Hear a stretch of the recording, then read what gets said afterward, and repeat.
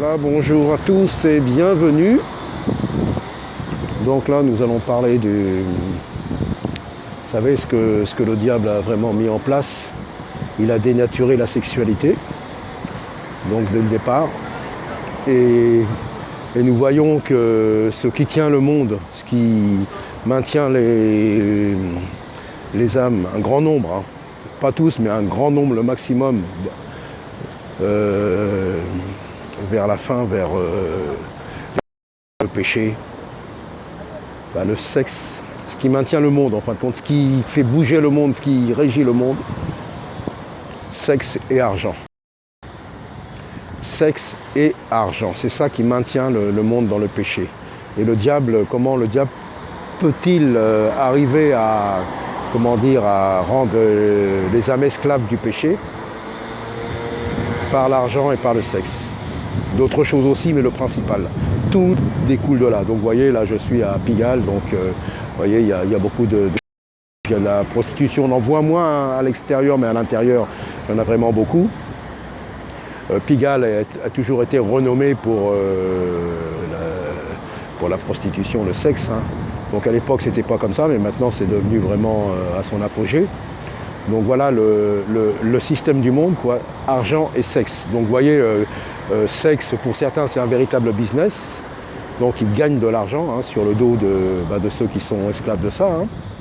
Donc vous voyez les sex shops, la prostitution, donc eux, tout ce qu'ils vendent, leur pornographie et tout ça, pour gagner de l'argent. Les prostituées qui se prostituent, pourquoi? Pour l'argent.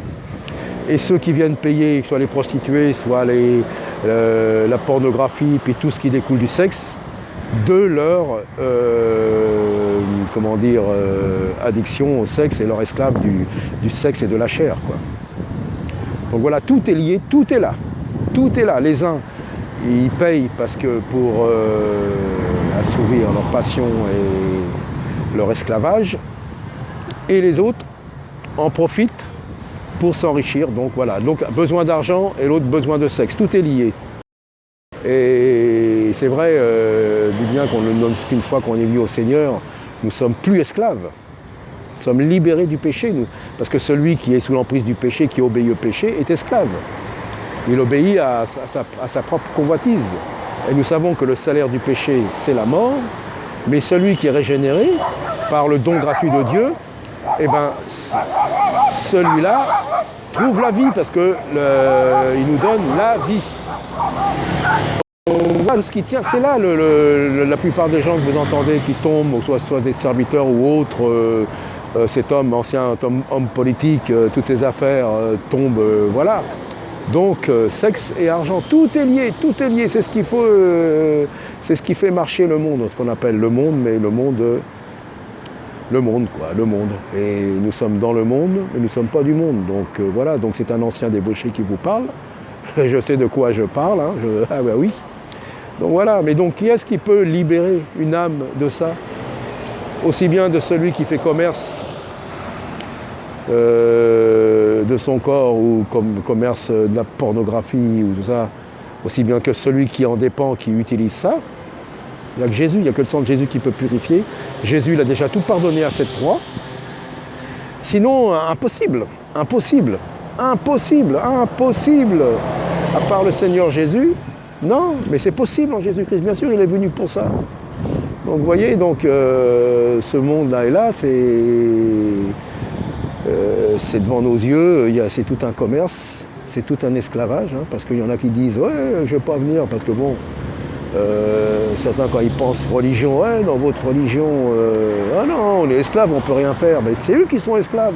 Au contraire, en plus que ce n'est pas une religion, moi je ne prêche pas une religion, je prêche Jésus-Christ. Son sacrifice parfait à la croix, son sang qui a coulé, qui a purifié les péchés, et puis son pardon.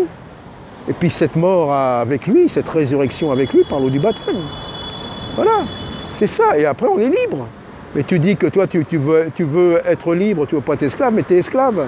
Si tu dépends de ces choses-là, c'est toi l'esclave, puisque tu en dépends. Avec Jésus-Christ, ah bah s'il y a un esclavage en Jésus-Christ, il vaut mieux être esclave de Jésus-Christ. Hein. Ah bah oui, tu as tout à gagner.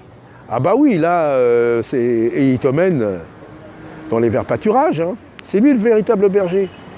C'est pas les hommes, c'est pas... Non, on nous a trompés, les bergers sont pas là.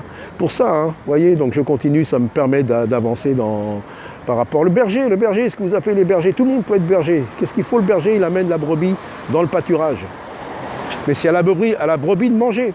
Si la brebis ne mange pas, c'est pas... Non, tu pourras lui dire mange. Non, c'est à elle d'avoir faim de cette nourriture céleste. Voilà le véritable berger. Il amène dans le vert pâturage. Et le vert pâturage, c'est Jésus. Et il mange. Et Jésus le nourrit. Voilà. C'est simple. Bonjour messieurs, dames, que Dieu vous bénisse. Le Seigneur Jésus est vivant, il est ressuscité, c'est pour ça que je suis là.